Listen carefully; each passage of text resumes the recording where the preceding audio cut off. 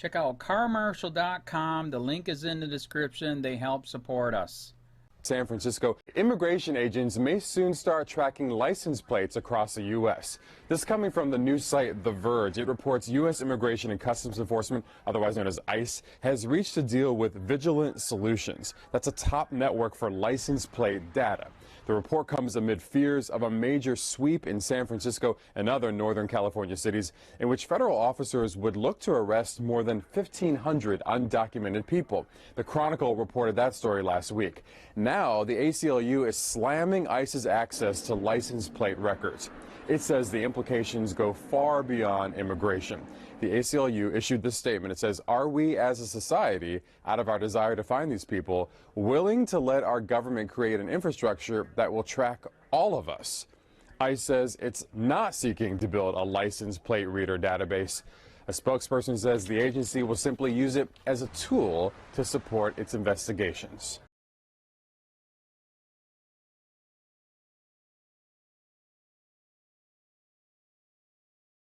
Exclusive, ICE is about to start tracking license plates across the U.S. 136. By Russell Brandom at Russell Brandom, January 26, 2018, 8:04 a.m. EST. Illustration by Garrett Beard. The Immigration and Customs Enforcement, ICE, agency has officially gained agency-wide access to a nationwide license plate recognition database, according to a contract finalized earlier this month. The system gives the agency access to billions of license plate records and new powers of real-time location tracking, raising significant concerns from civil libertarians. The source of the data is not named in the contract, but an ICE representative said the data came from Vigilant Solutions, the leading network for license plate recognition data.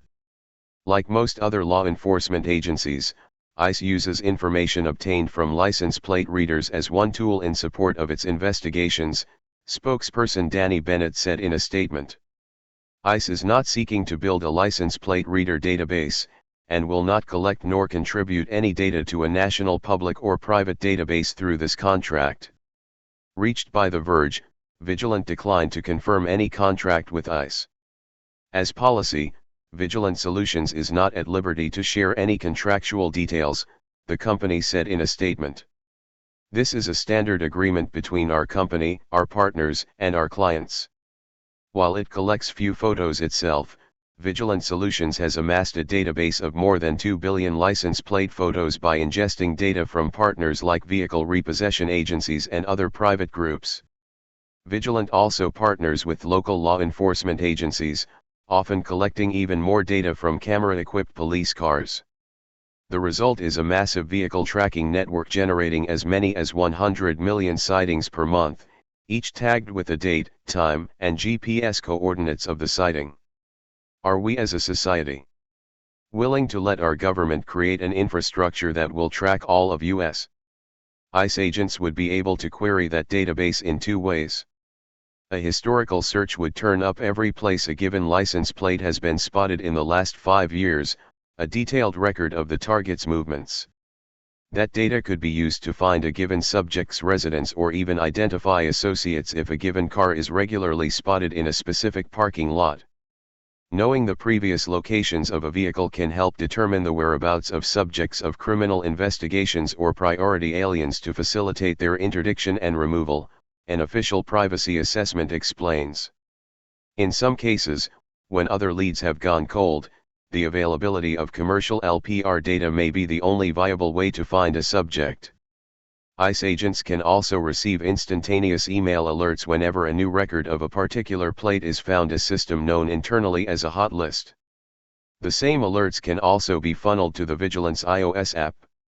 According to the privacy assessment, as many as 2,500 license plates could be uploaded to the hot list in a single batch, although the assessment does not detail how often new batches can be added. With sightings flooding in from police dashcams and stationary readers on bridges and toll booths, it would be hard for anyone on the list to stay unnoticed for long. Those powers are particularly troubling given ICE's recent move to expand deportations beyond criminal offenders, fueling concerns of politically motivated enforcement. In California, State officials have braced for rumored deportation sweeps targeted at sanctuary cities. In New York, community leaders say they've been specifically targeted for deportation as a result of their activism. With automated license plate recognition, that targeting would only grow more powerful. For civil liberties groups, the implications go far beyond immigration.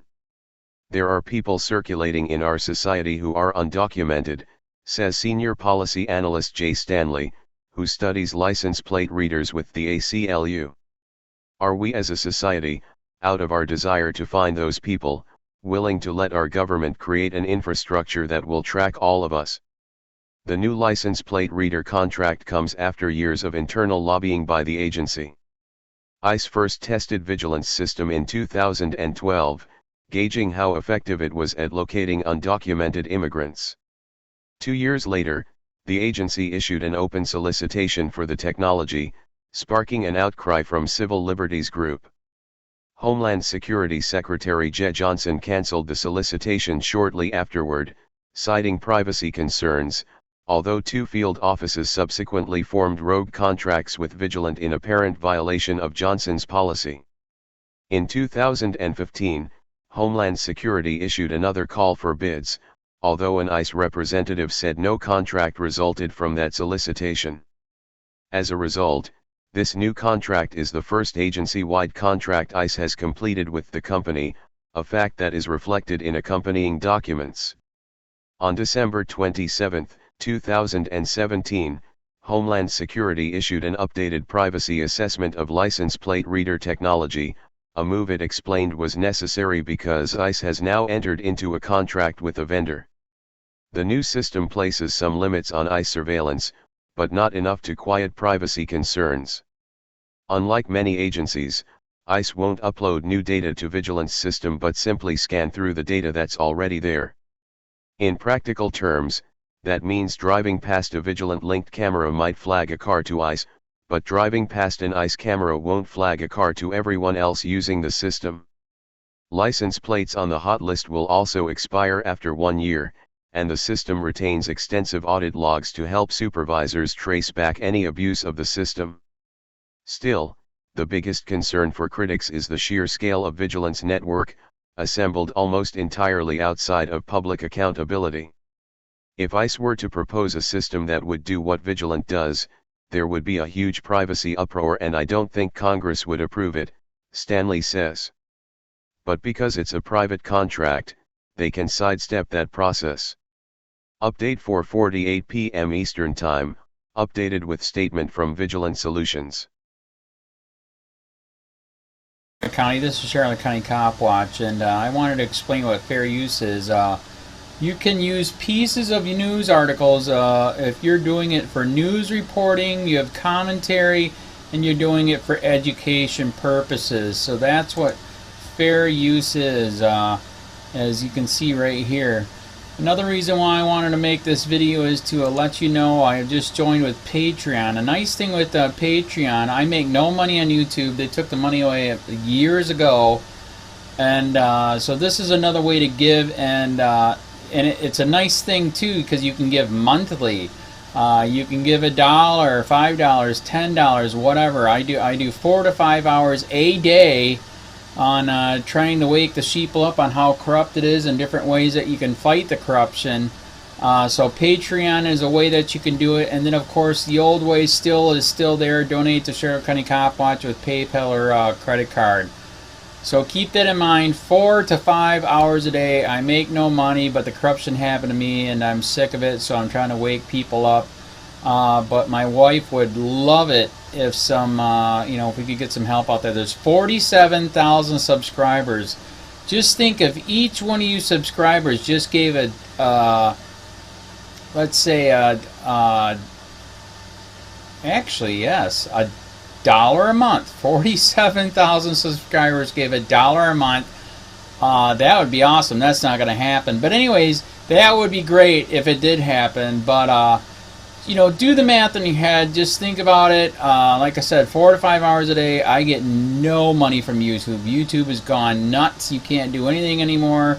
They're taking the money away everywhere. So these are a couple different ways that you can still help out with all this time that I put in. And as you know, I'm in a special situation where, you know, at least I can do it, you know, 4 to 5 hours a day. We have a cleaning company during the day. That's what allows me to do this, and we're debt free. So this is my hobby. I don't go fishing and all that other crap. I try to save the world. So help me out to make the wife happy, man. In fact, if you guys did give $1 a day, and there was 47,000 of you, and you did it, and each of you gave $1, and that was every month, oh my God, yes, I could quit. I could start suing them. Another idea too that we have is, you know, if I got, you know, some funds, we could actually contact everyone that has been ticketed and or arrested and put in jail and start sending them postcards to let them know we're here, and to see if everything went all right, and if it didn't, find out their story. So we could even do more investigations and more lawsuits. Lawsuits take money. So just think about that. You know, 47,000 of you so far right now. You know, $1 a day. I mean, $1 a month on Patreon, or $5 a month Patreon, 10, 20, whatever. Just do the math in your head. Help out. This is a lot of work every single day. Thanks.